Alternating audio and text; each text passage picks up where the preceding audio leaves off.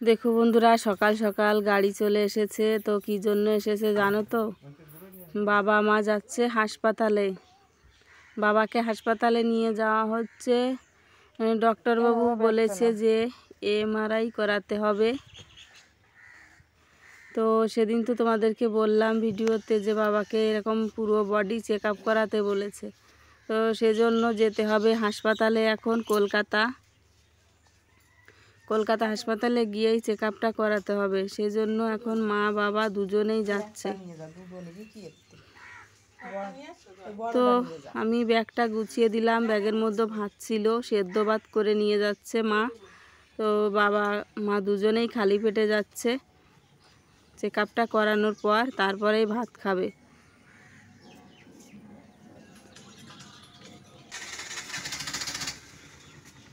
তো দেখো যে এই অটোতেই আবার ফিরবে, অটোটা ভাড়া করে নিয়ে যাচ্ছে। যত টাইমই লাগুক না কেন ওইখানেই ভাইটাও থাকবে বসে, তারপর মা বাবাকে নিয়েই আসবে চেক আপটা করানো হয়ে গেলে। বাবা একটু ভয় ভয় পাচ্ছিল, কোনো দিন তো এসব চেক আপ টেকআপ করানো হয়নি জানো তো। আমার বাবার কখনোই শরীরটা তেমন খারাপ হয় না। একটা অসুবিধা আছে ওনার, ছোটোবেলার থেকেই শ্বাসকষ্টর অসুবিধা, শ্বাসকষ্ট হয়। তাছাড়া বাবার তেমন একটা কিছু হয় না, মানে এতটা কাজ করে বাবা। সারা জীবন উনি কাজ করেই আসছে, কখনো একটা দিন বসে থাকে না। তো মানে সমস্ত রোগ কুড়ি বুড়ি উনাকে দেখলেই ভয় পায়। তো সেই মানুষ আজকে দেখো কেমনভাবে পড়ে গেছে,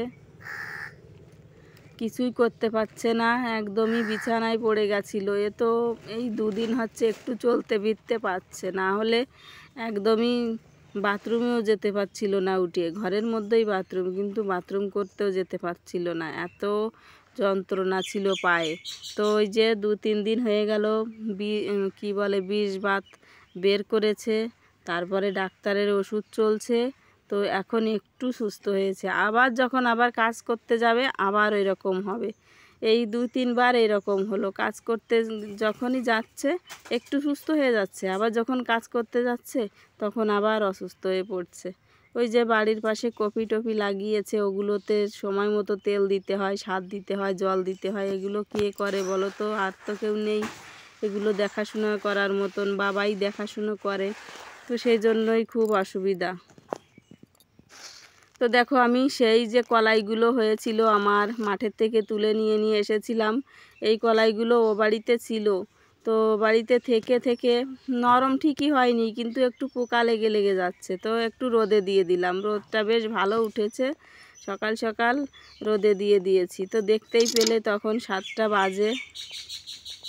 তো কিছু জামা কাপড়ও কেচে ধুয়ে মেলে দিলাম। তো বন্ধুরা চলো, কেমন আছো তোমরা সবাই? সেটাই তো জানা হয়নি। কেমন আছো তোমরা? আশা করি যে যেখানেই আছো ভালো আছো, সুস্থ আছো। তো ছোট্ট একটি ব্লগ নিয়ে চলে এলাম, নতুন দিনে নতুন ব্লগ। আশা করি ভালো লাগবে। তো ব্লগটি স্কিপ না করে শুরু থেকে শেষ পর্যন্ত দেখতে থাকো, সঙ্গে থাকো। তো দেখো মেয়ে রুটি বানিয়েছে, গোলা রুটি। তো ভাবছিলাম ছেলেটাকে একটু খাইয়ে দিই, কিন্তু ও খেলো না সেই গোলা রুটিটা, ও খেলো না। তো অল্প কয়েকটা ভাত ছিল, পেঁপে সেদ্ধ আর ডিম সেদ্ধ দিয়ে নিয়ে গেছে তো মা। তো অল্প ভাত ছিল, তো আমি এখন ছেলেকে সেই ভাতগুলো ভালো করে চটকিয়ে ওকে এখন খাইয়ে দিচ্ছি, দিয়ে তারপর ও বাড়িতে যাব, গিয়ে ভাতটা রান্না করব। এ বাড়িতে তালা মেরে রেখে যাব। আর মা বাবা আসার আগে আগে এ বাড়িতে এসে আবার আমাকে রান্নাটা করতে হবে মা বাবার জন্য। এখন ও বাড়িতে গিয়ে রান্না করে আমরা খাবো। তো ভাত রয়েছে যেহেতু, সেজন্য ভাবছি ছেলেকে ভাতটা খাইয়ে দিই, না হলে অনেকটা বেলা হয়ে যাবে ও বাড়ি গিয়ে ভাতটা রান্না করতে। এমনিতেই অনেকটা বেলা হয়ে গেছে, মা বাবা চলে গেল। তারপরে কিছু কাজকর্ম ছিল সেগুলো করলাম, জামা কাপড় কেচে দিয়ে মেলে দিয়ে এলাম। কলাইগুলো ছাদে মেলে দিয়ে এসেছি। কলাইগুলো একটু পোকা লেগে গেছে ও বাড়ি থেকে, সেজন্য একটু রোদে দিলাম। আর ওই যে পিসিমা এসেছিল না, পিসিমা বলছিল যে আমাকে কলাই দাও ডাল রান্না করে খাওয়ার জন্য। 2 দিন ডাল রান্না করে খাইয়ে দিয়েছি না, মানে খুব ভালো লেগেছে ওনার কাছে। তো বলছে যে কলাই দিয়ে দাও, আমি বাড়ি গিয়ে রান্না করে করে খাবো। তো পিসিমাকেও কিছু কলাই দেওয়া হয়েছে যে নিয়ে যাও বাড়ি গিয়ে রান্না করে খেও। এমনিতেই মুগ কলাই ভালো লাগে খেতে, মুগের ডাল। আর যদি মাছের মাথা টাথা দিয়ে করা হয় তাহলে তো আরও বেশি ভালো লাগে। তো পিসিমা তো চলে গেছিলো কালকে, দেখতেই পেলে, তোমাদের সঙ্গে শেয়ার করেছিলাম। আর ওদিকে এখন ভাই ওরাও আসছে বাড়িতে। তো দেখো আমার রান্না বান্না কমপ্লিট হয়ে গেছে। তো চলো কি রান্না করেছি দেখাই। ভাত হাঁড়িতে, আর এদিকে দেখো ওই যে জলপাই টক করেছি, জলপাই আর লঙ্কা দিয়ে টক রান্না করেছি সর্ষে সম্বরা দিয়ে। আর এখানে ডিম ভেঙে দিয়ে পেঁপে আলু দিয়ে একটা নিরামিষ মতো তরকারি করেছি। নিরামিষ নয়, আমিষই হয়ে গেছে, যেহেতু ডিম দিয়েছি সেজন্য আমিষ তরকারি তো হলো, তাই না বলো? তো মাছ নেই সেজন্য ডিম দিয়ে করেছি রান্না। এই যে দেখো আমার পুষ্কুসোনারা এই যে ঘুরে ঘুরে বেড়াচ্ছে, খিদে পেয়েছে আর ঘরে উঠে চলে আসছে। মুরগিগুলো না খুব ভালো জানো তো, ওরা সবসময় আমার আশেপাশেই থাকে। ওই যে আমার দুষ্টুটা দেখো কি করছে, মুরগিগুলোকে খেতেই দিচ্ছে না, আর লাঠি দিয়ে মারছে আর ওদেরকে দূরে মানে ভাগিয়ে দিচ্ছে, ওদেরকে খেতেই দিতে চাইছে না। যেখানে যাবে ওদের পিছন পিছন ও যাবে। ওই দেখো লাঠি নিয়েছে, দেখো একটা, ওর থেকে বড় লাঠি নিয়েছে মুরগি তাড়ানোর জন্য। দেখতে পাচ্ছে কেমন করে ওদেরকে তাড়া মারছে। আর কি বলছে জানো, বলছে যা শালা, যা শালা, এরকম মুরগিগুলোকে তাড়াচ্ছে আর বলছে।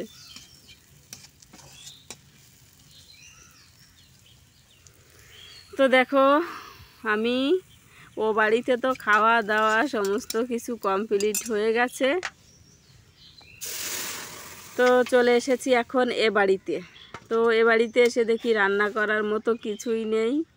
শাক সবজি ঘরে আছে, তো পেঁপে আছে, চাল কুমড়া আছে, তো এগুলো খাওয়া হচ্ছিল। সকালবেলাও পেঁপে সেদ্ধ দিয়ে ভাত নিয়ে গেছে মা, তো সেই জন্য আমি এখন ও বাড়িতে ডাল ছিল,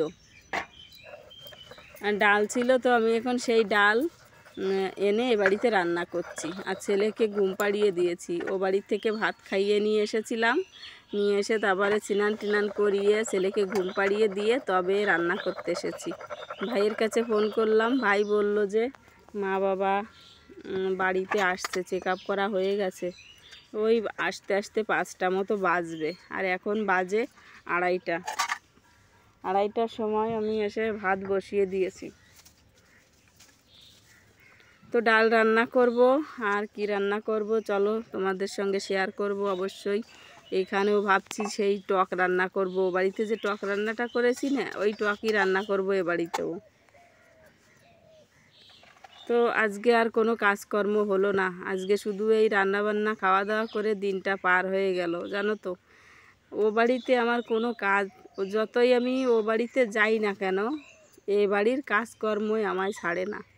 এ বাড়ির কাজগুলো আমাকে করতেই হয়, যতই আমি ও বাড়িতে চলে যাই না কেন। তো এই যে দেখো চলে গেছি ও বাড়িতে, রান্নাবান্না করে খাচ্ছি, কিন্তু তবুও এ বাড়িতে এসে আমার সমস্ত কাজ করতে হচ্ছে। তো দেখো ডাল রান্না হয়ে গেছে, আমি কি বলে মুসুরির ডাল রান্না করেছি, তো দুজনে খাবে।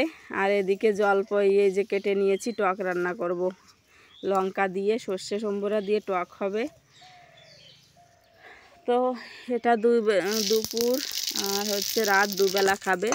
আর আমিও ও বাড়িতে রান্না করেছি, এই যে নিরামিষ করলাম পেঁপে দিয়ে আলু দিয়ে ডিম দিয়ে, ওটাও দুবেলা আমরাও খাবো।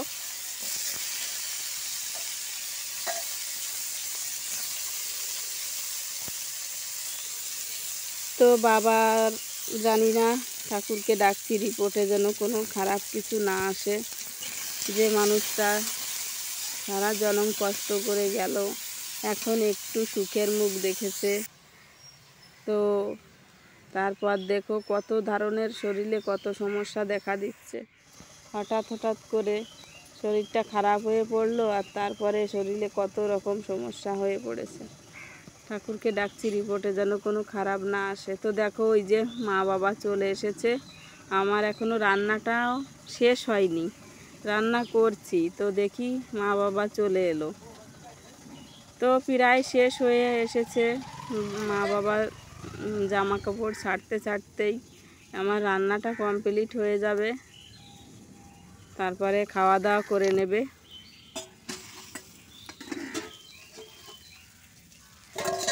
ওদিকে ছাদে এখনও কলাইগুলো মেলা রয়েছে, সেগুলো তুলতে হবে। রোদের তাপটা কম হয়ে গেছে, রোদের এখন আর অতটা তাপ নেই, কিন্তু কলাইগুলো তো তুলে আনতে হবে।